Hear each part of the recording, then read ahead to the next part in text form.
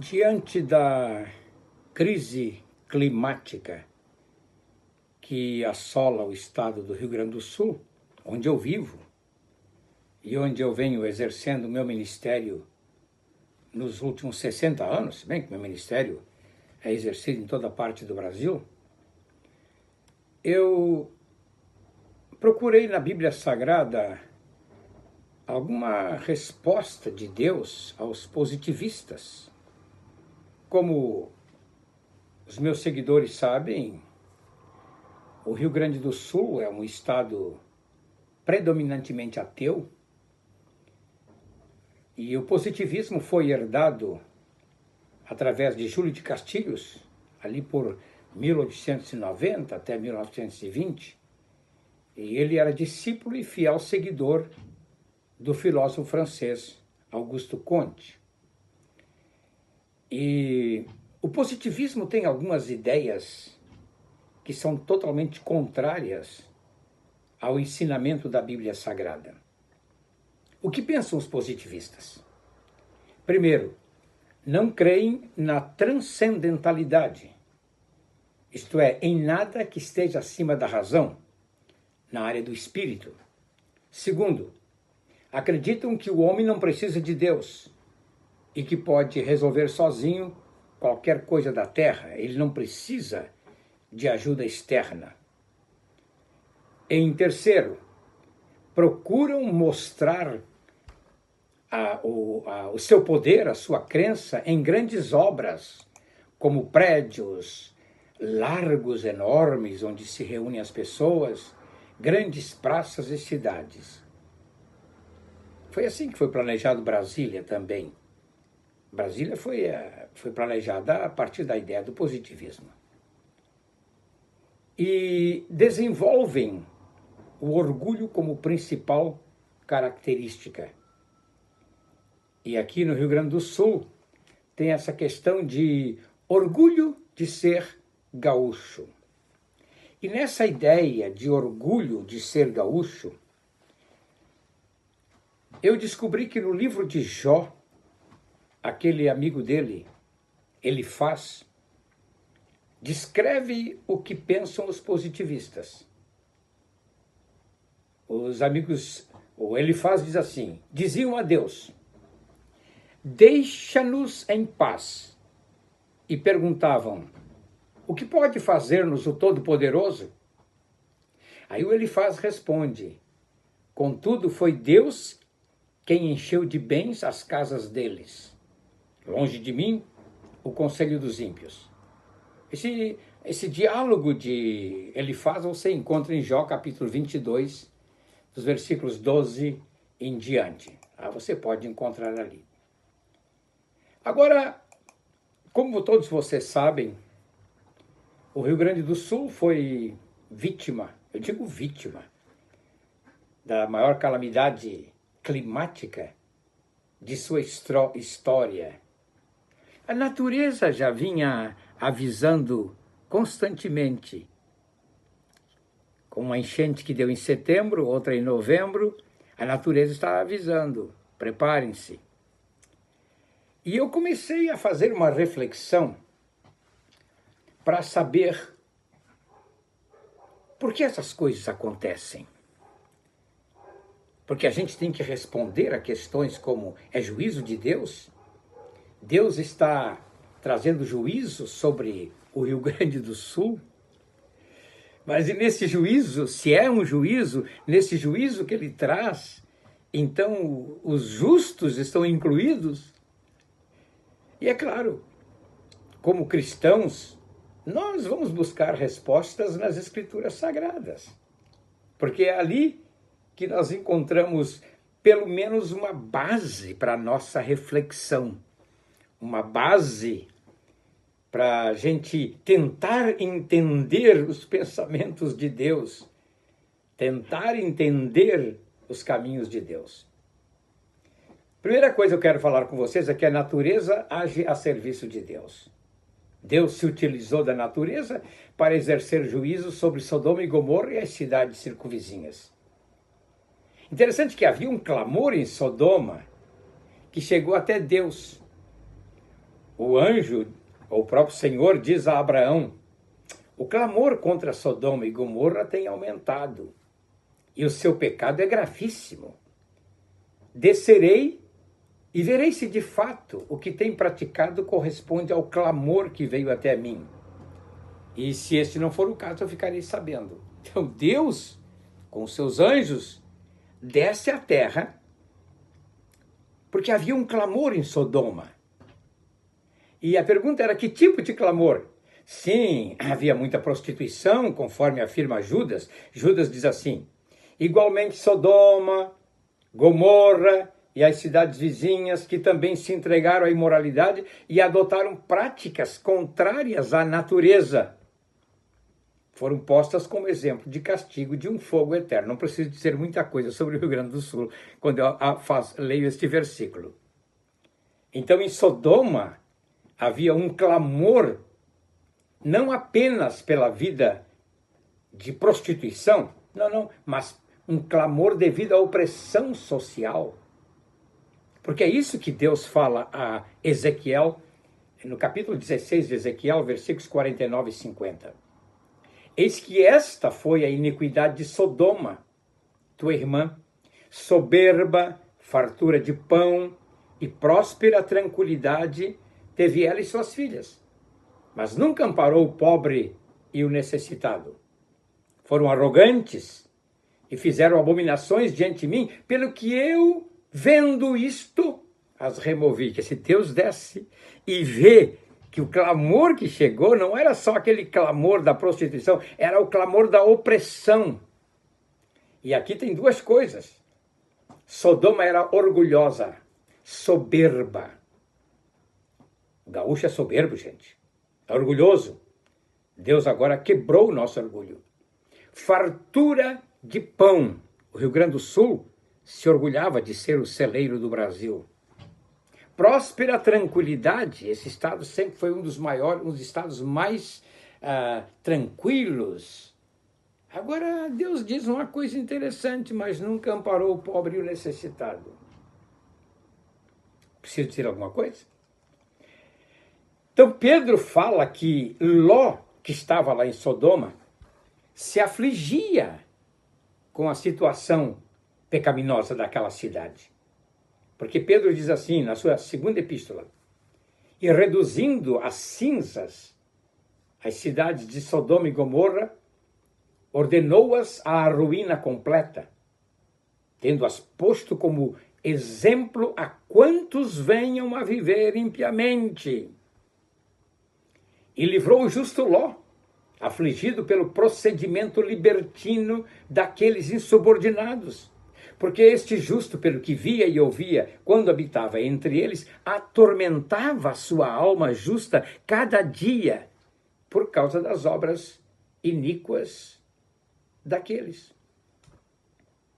Agora vamos dar uma examinada no conceito de juízo na conversa de Abraão com Deus. Quando Deus diz para Abraão: eu vou lá destruir Sodoma, e Abraão se lembra de seu sobrinho Ló, ele faz a pergunta: destruirás o justo com o ímpio? Longe de ti o fazeres tal coisa, matares o justo com o ímpio, como se o justo fosse igual ao ímpio. Longe de ti não fará justiça o juiz de toda a terra. No conceito de Abraão, Deus não poderia matar o justo junto com o injusto. Então Ló foi salvo por duas coisas. Primeiro, pela amizade de Abraão com Deus. Porque 3 vezes na Bíblia fala que Abraão era amigo de Deus. Isso está lá em 2 Crônicas 20, está em Isaías e está no livro de Tiago. Então, assim, ao tempo que destruía as cidades da Campina, lembrou-se Deus de Abraão e tirou a Ló do meio das ruínas, quando subverteu as cidades em que Ló habitara. Em segundo lugar, porque ele atormentava sua alma com o que via em Sodoma. Agora, veja bem. Quando Jesus fala a respeito de certas coisas, ele diz assim: O sol nasce para todos, ele diz, porque ele faz nascer o seu sol sobre maus e bons e faz vir chuvas sobre justos e injustos. Está lá em Mateus 5,45. Ora, então se ele faz vir chuva sobre justos e injustos, as calamidades vêm sobre justos e injustos. Não é isso que nos leva a crer? Com uma diferença. O justo é salvo só com a roupa do corpo. Ló era homem rico. Era tão rico que o que ele possuía não dava para viver no mesmo pedaço de terra de Abraão. Eles se separaram. Mas toda a riqueza de Ló ficou debaixo das cinzas do juízo de Deus. Agora é interessante, quando você examina versículos bíblicos sobre a natureza, os animais do campo me glorificarão, os chacais e os filhotes de avestruzes. Isaías 43, 20. Interessante. Deus usou a natureza para guiar, orientar e salvar o povo de Deus, ao mesmo tempo em que a usou para trazer juízo sobre os cananitas. Em Deuteronômio capítulo 7, 20 diz, além disso o Senhor teu Deus mandará entre eles vespões, até que pereçam os que ficarem e se esconderem diante de ti. E depois Josué confirma que isso realmente aconteceu. Enviei vespões adiante de vocês, que os expulsaram da presença de vocês, bem como os 2 reis dos amorreus. E isso não com a tua espada, nem com o teu arco, foi o braço de Deus. Quando precisou castigar os jovens que zombaram do profeta, ele se utilizou de 2 ursas. 2 ursas deram conta de 42 meninos zombeteiros. Eliseu, virando-se para trás, viu-os e os amaldiçoou em nome do Senhor. Então 2 ursas saíram do bosque e despedaçaram 42 deles. Tudo porque eles falavam que Eliseu era careca, sobe calvo. Então, já para não ninguém gozar da minha cara, põe um chapéu. Brincadeira minha. O Senhor usou um leão para matar o jovem profeta que desobedeceu. Está lá em 1 Reis 13, 24 e 25.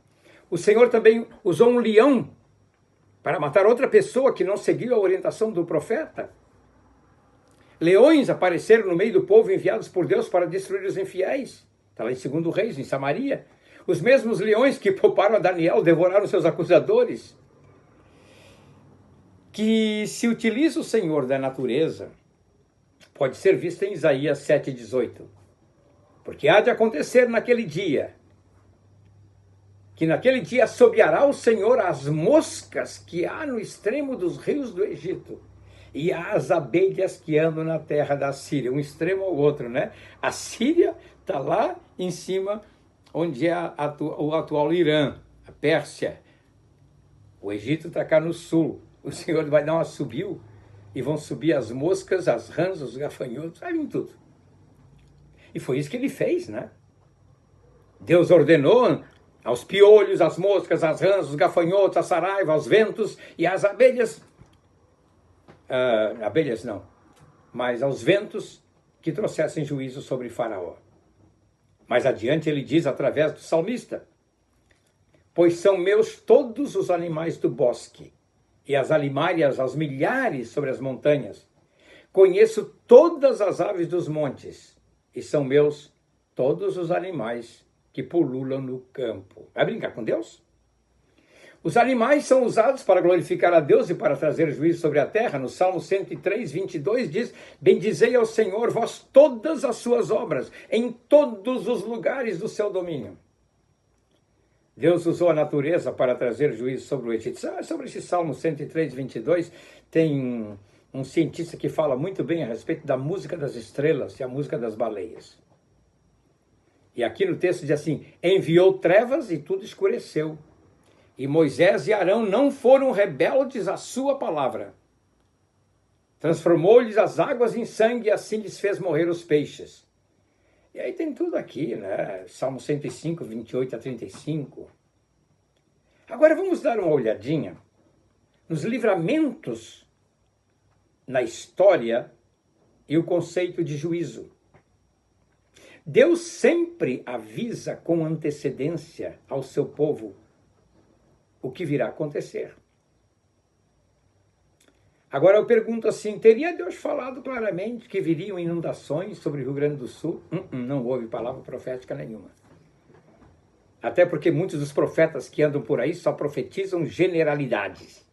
Eles só profetizam o que está na Bíblia. Haverá destruição, haverá isso, aquilo. Mas especificamente, dizer assim, as águas subirão 6 metros acima das suas casas. Não houve ninguém. Bom, mas ele avisou aos seus servos que haveria grande fome. Lá em Atos dos Apóstolos, se lembra? Ágabo dava a entender pelo Espírito que estava para vir grande fome por todo o mundo. E diz a Bíblia confirma, a qual sobreveio nos dias de Cláudia. Lucas que escreve, está lá em Atos 11, 28. Os apóstolos creram na palavra profética de Ágabo e começaram a fazer coleta, arrumar grãos para os discípulos, para os crentes de Jerusalém. Os discípulos, cada um conforme as suas posses, resolveram enviar socorro aos irmãos que moravam na Judéia. O que eles, com efeito, fizeram enviando-o aos presbíteros por intermédio de Barnabé e de Saulo. Eu gosto disso aqui porque são apóstolos carregando sacos de grão nas costas. Não são esses apóstolos moderninhos que andam por aí, que não tiram a traseira da sua cadeira de couro e dali dão ordens. Não, são apóstolos que carregavam as coisas, trabalhavam, subindo com as jumentas carregadas de recursos, desde a faixa de Gaza até Jerusalém.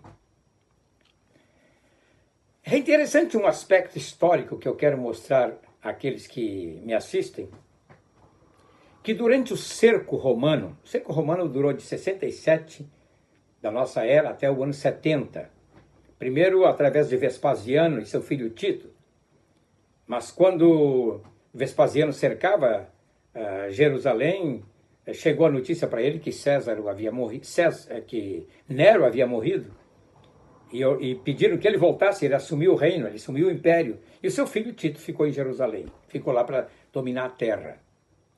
E Eusébio de Cesareia, ele escreveu, quando Tito fez uma retirada estratégica de 3 dias, os cristãos fugiram da cidade e se refugiaram na localidade de Pela, do outro lado do Jordão.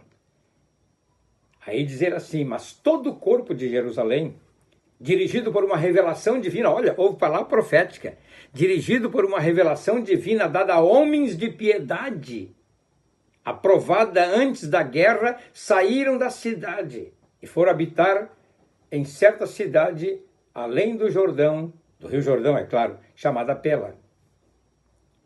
Eis que, tendo-se mudado de Jerusalém os que criam em Cristo, como se os santos tivessem abandonado a própria cidade real e toda a terra da Judéia, a justiça divina, por fim, os atingiu por seus crimes contra o Cristo e seus apóstolos, destruindo totalmente toda aquela geração de malfeitores sobre a terra. Isso é muito interessante. Agora eu vou contar experiências. É um pouquinho mais longa, mas tenha paciência comigo, por favor, que eu nunca faço vídeos longos assim. Ele avisou os crentes da Armênia que haveria um grande massacre e os preveniu de que deveriam fugir. A história de Demos Shakarian, do menino profeta de Cara a Cara, está contada no livro, foi primeiro editado pela Donep, depois pela CPAD, O Povo Mais Feliz da Terra. Tá? A história é muito interessante, porque naquela pequena comunidade de cristãos de Cara a Cara, na Armênia, havia crentes fervorosos, fiéis, e Deus se manifestou a um menino de 11 anos, que foi depois chamado de menino profeta. Aquele menino, na sua visão, ele viu desenhado na parede umas letras, uns caracteres russos. Ele não sabia que era russo. E ele mesmo, analfabeto, pegou um lápis e copiou todos aqueles desenhos. Mas ninguém sabia ler em russo naquela comunidade da Armênia. Agora, quando os pastores russos desceram para dar assistência a seus irmãos em Cristo na Armênia, mostraram para os pastores russos e eles viram que era uma profecia. E a profecia dizia que em determinado momento Deus se revelaria novamente para que eles fugissem da Armênia e fossem para outro país. E interessante que o menino não conhecia a geografia, mas Deus mostrou para ele todo o trajeto que tinham que fazer até a América, dali descer no porto de Nova York, atravessar o país e ir para Los Angeles. Onde é Los Angeles hoje? E nada se cumpriu. 50 anos depois, quando o menino profeta já tinha 66 anos, ele tem de novo a visão. Ele vê os mesmos caracteres. Agora ele sabe ler russo. Ele lê aquilo ali. Era Deus avisando: arrume as malas e saiam. E então aqueles da comunidade de Caracara que creram, arrumaram as malas, pegaram o trem e se foram para a América do Norte. Quando os outros ficaram por ali, 3 meses depois que eles estavam em Los Angeles, eles ouviram a notícia. Naquela época a notícia não era assim, demorava para chegar através dos navegadores. Chegou a notícia de que a Turquia, os islamitas da Turquia, haviam invadido a Armênia e levado quase 2 milhões de armênios para o deserto e os deixado morrer de fome. Inclusive muitos de Caracara, que não acreditaram na profecia, morreram no deserto. Foi essa situação que serviu de inspiração para Hitler anos depois. Hitler disse: o mundo não interveio quando a Turquia destruiu os armênios, não intervirá também agora. Só que ele estava enganado, porque ele foi derrotado. Agora, eu estava analisando esse assunto à luz da Bíblia, então toda aquela comunidade foi salva, porque houve palavra profética. Eu estava analisando o aspecto do juízo de Deus e eu entendi que o juízo de Deus é amparado por um limitador, que é a sua misericórdia. Quer dizer, se deixar só o juízo, ele mata todo mundo, mas ele tem um limitador, que é a sua misericórdia. Então, no conceito dos judeus, por exemplo, da época de Jesus, as tragédias que aconteceram em Israel era para punir algumas pessoas. Lá em Lucas 13, versículos 1 a 5, tem aquele caso em que Pilatos misturou o sangue dos sacrificadores, dos ofertantes, junto com o sangue dos animais, e ofereceu no templo. E aí eles dizem, eles eram culpados, não estavam com o coração correto servindo a Deus, Pilatos matou eles e misturou o sangue deles. Aí Jesus disse: vocês também, se não se arrependerem, igualmente perecerão. Aí eles trazem outra coisa, que eram os 18 que morreram quando a torre de Siloé caiu, matou 18 homens, ao juízo de Deus. E Jesus diz: não, se vocês também não se arrependerem, igualmente vocês perecerão. Mas aqui você vê o conceito de juízo. Acontece uma desgraça, logo nós apontamos o dedo para alguma coisa. E nesses dias eu tenho ouvido muita gente apontando o dedo para certas situações aqui no Estado. Está havendo até processos aí pelo Ministério Público. Pilatos matou alguns adoradores e misturou o sangue deles no templo. Aí no conceito dos judeus eles mereciam, né? Mas nas palavras de Jesus tem essa ideia de como é o coração de Deus. Jesus diz assim: vocês ouviram o que foi dito, ame os seus amigos e odeie os seus inimigos. Mas eu lhes digo, amem os seus inimigos e orem pelos que perseguem vocês, para que vocês se tornem filhos do Pai de vocês que está no céu. Porque ele faz com que o sol brilhe sobre os bons e sobre os maus, e dá chuva tanto para os que fazem o bem como para os que fazem o mal. E eu poderia pegar esse versículo e dizer, e traz também inundações para quem faz o bem e faz o mal. Então é preciso entender que a justiça de Deus é limitada por sua misericórdia. Eu li na Torá o comentário de um rabino explicando que Deus tem 2 tronos, o trono de justiça e o trono de misericórdia. Quando Deus está muito chateado e irado, ele sai do seu trono de justiça, para não acabar com tudo, e se assenta no trono de misericórdia. Inúmeras vezes na Bíblia, nós encontramos assim, Deus se arrependeu do mal que ia fazer. Em outras palavras, Deus voltou atrás. Por quê? Porque a sua justiça é limitada por sua misericórdia. Como assim? Porque Deus chora com os que choram e entende seus dramas. Mas então, isso aqui significa a impotência de Deus? Não. Quando Moisés suplicou a Deus que queria ver sua glória, qual a resposta de Deus? E aqui muita gente acha que essa glória é a glória Shekinah. Eu vou dizer um segredinho aqui para o pessoal que gosta de Shekinah. Não existe Shekinah no Antigo Testamento. Não existe essa palavra para glória. Isso é uma palavra que os cabalistas espíritas judeus criaram para definir a manifestação de Deus. A palavra do Antigo Testamento é kabod. Farei passar toda a minha bondade diante de ti, diz Deus, e te proclamarei o nome do Senhor.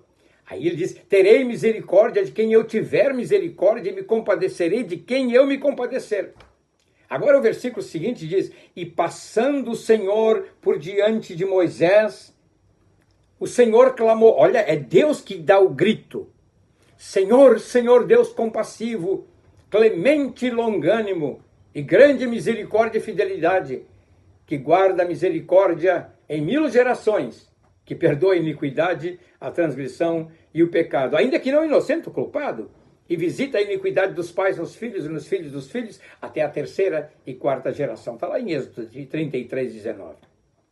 Moisés esperava ver a glória de Deus, o kabod divino. E o que Deus mostra para ele? Ele esperava ver a glória, Deus mostra a sua misericórdia. Eu acho isso fabuloso, porque o próprio Senhor clama. Agora a pergunta que eu faço é, Deus chora conosco de nossas desgraças? Conforme o profeta Isaías, tudo indica que Deus sente pesar pelas nossas tragédias. Analise comigo o texto de Isaías 63, a partir do versículo 7. Ele diz assim, celebrarei as misericórdias do Senhor e os seus atos gloriosos, segundo tudo que o Senhor nos concedeu, e segundo a sua grande bondade para com a casa de Israel. Bondade que usou para com ele, segundo a sua compaixão e segundo a multidão das suas misericórdias. Não apenas chora conosco das desgraças, como também Deus deixou pelos apóstolos muitas advertências contra os falsos profetas e ensinadores. E logo depois o profeta fala novamente, porque ele dizia, quem dizia? Deus dizia, certamente eles são o meu povo, filhos que nunca me trairão, e se tornou o salvador deles. E no versículo 9 de Isaías 63 diz, em toda a angústia deles foi ele angustiado, e o anjo da sua presença os salvou. Pelo seu amor e pela sua compaixão ele os remiu, os tomou e os conduziu todos os dias da antiguidade. Eu gosto a Nova Almeida atualizada, que é a Bíblia que eu estou usando, diz assim, em toda a angústia deles, também ele se angustiava. Este é um texto que aborda as misericórdias de Deus com a nação de Israel. Estaria o texto afirmando que Deus é impotente diante das tragédias? Não. Deus se angustiava porque aquele povo se rebelara. A angústia de Deus é por causa da rebelião do povo. Certas decisões não partem de Deus, mas partem do próprio ser humano. E este se rebelou contra Deus. Deus está olhando para o povo e se entristecendo com o coração humano. Deus está olhando para o povo e parece-me que o versículo está dizendo, mas eles foram rebeldes e contristaram o seu Espírito Santo. Por isso ele se tornou inimigo deles e ele mesmo lutou contra eles. Esse texto me fala profundamente. Quando você se rebela contra Deus, você não tem ninguém para lutar do seu lado. Você fica entregue nas mãos de Satanás. A razão de Deus se angustiar é que os israelitas viraram as costas ao Espírito Santo. E aí, meu irmão, nada resta se não se afastar e abandonar as pessoas. A pior coisa de um ser humano é ser abandonado pelo Espírito de Deus. Por isso o salmista diz lá no Salmo 51, não retires de mim o teu bom espírito. Porque ele não vai ter ninguém para defendê-lo se o diabo o atacar. Aí no versículo 17 de Isaías ele diz: ó Senhor, por que fazes com que nos desviemos dos teus caminhos? Por que endureces o nosso coração para que não te temamos? O Isaías está entendendo que Deus se tornou contra o povo, se virou contra o povo, e aí ele diz: volta por amor dos teus servos e das tribos da tua herança. Este é um assunto melhor compreendido nas palavras de Jesus, respondendo às perguntas dos discípulos, porque o Senhor fala com eles por meio de parábolas, lá em Mateus 13. Aí Jesus cita Isaías 6. Ele diz, então ele disse: vai e diga a este povo, ouçam, mas sem entender, vejam, mas sem perceber.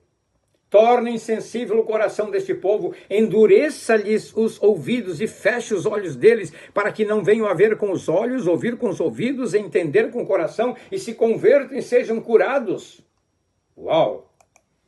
Não é difícil de entender esse texto, porque esse texto é repetido várias vezes por Jesus e depois por Paulo em Roma. Quando os judeus rejeitaram a mensagem do Evangelho, em Atos 28, 26 e 27, Paulo usa o mesmo versículo.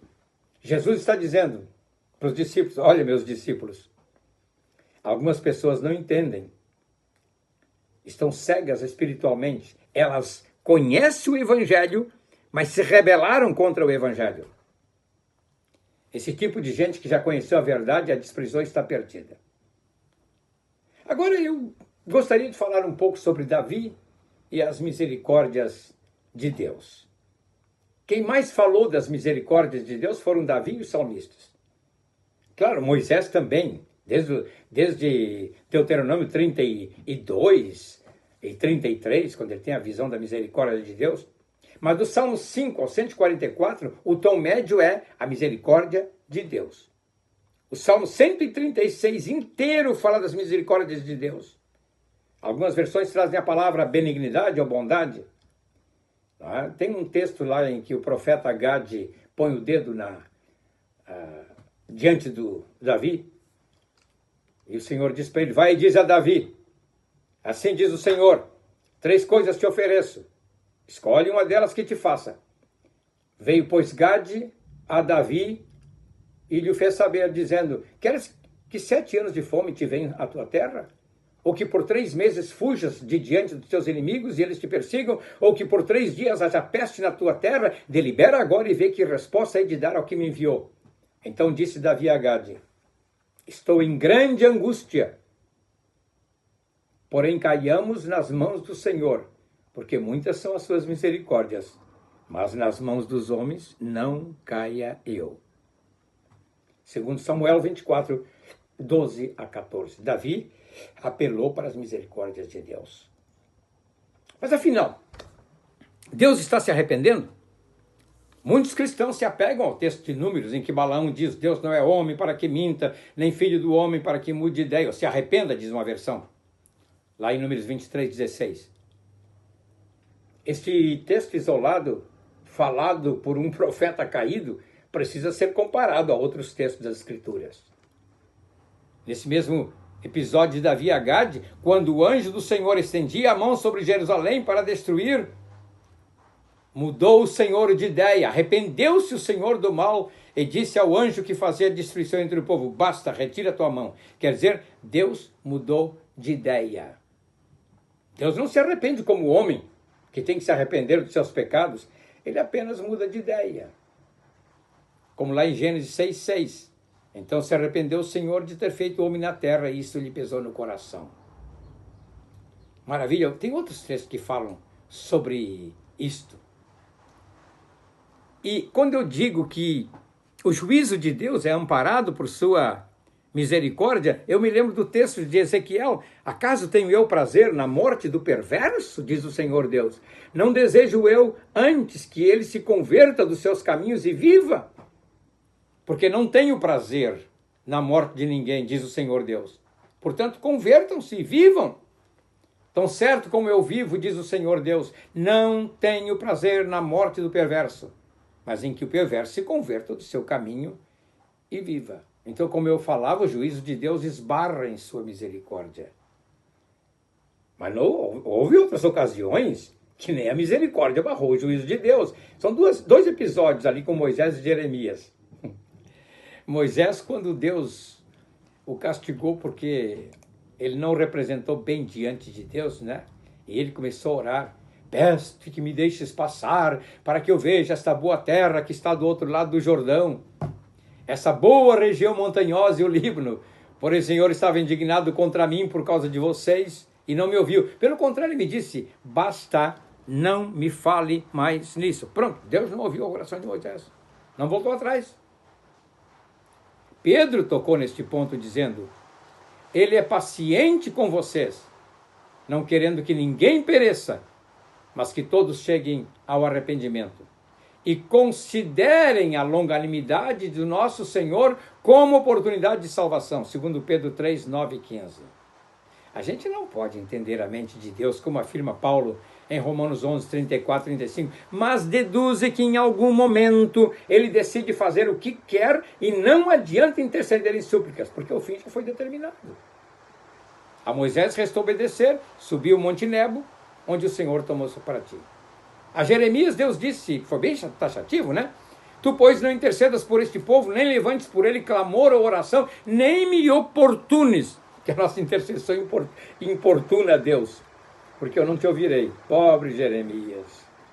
Gastava tempo suplicando o favor de Deus a favor da cidade e do povo de Jerusalém, e precisou entender que a paciência de Deus chegou ao limite, e trouxe da Babilônia Nabucodonosor para levar a nação para o exílio. Bem, Deus está no controle. Ele está segurando as rédeas e controlando o caos. Meu último ponto aqui nessa pregação são as calamidades que trazem unidade. Eu acho lindo aqui, né? Eu estava vendo um texto aqui escrito por F. Bruce, um dos seus livros em inglês. Ele dizia assim, falando sobre a igreja primitiva: havia um senso de responsabilidade mútua entre as igrejas. Paulo mais tarde seguiu o exemplo da igreja de Antioquia, organizando ajuda em larga escala, solicitando ajuda às igrejas que ele fundara junto ao mar Egeu para aliviar as necessidades de Jerusalém.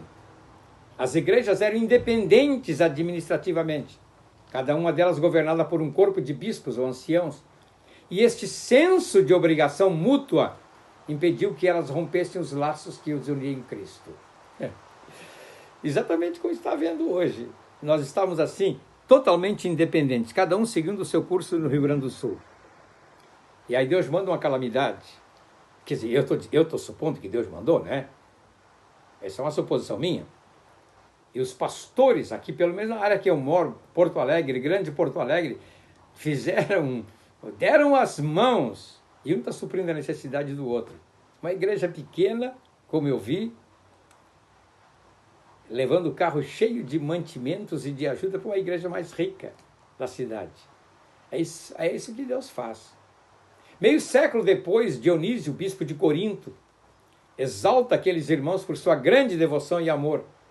Porque esta é a prática antiga, escreveu o bispo de Corinto: fazer o bem a todos os irmãos de várias maneiras, enviando donativos às igrejas de várias cidades, trazendo alívio à pobreza daqueles irmãos que duramente trabalhavam nas minas. Eu tenho uma série de devocionais aqui de Stanley Jones, aquele velho pregador metodista, não é? E ele está falando aqui um comentário sobre que a igreja do livro de Atos, ela começou a distribuir os seus bens. Ele diz assim: esta unidade econômica foi resultado da obra do Espírito Santo, que é o que está acontecendo agora, as igrejas ajudando. Você tem colchão aí, você tem água, eu preciso de medicamento, preciso de uma cadeira de rodas, eu preciso disso, eu preciso daquilo, e um está mandando para o outro. A economia que os cristãos praticaram, diz o Stanley Jones, era fruto de uma experiência espiritual.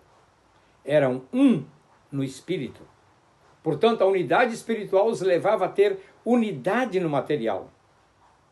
Para eles, a vida era um todo, e recusaram-se a fazer compartimentos deste ou daquele aspecto da vida. Eles erraram?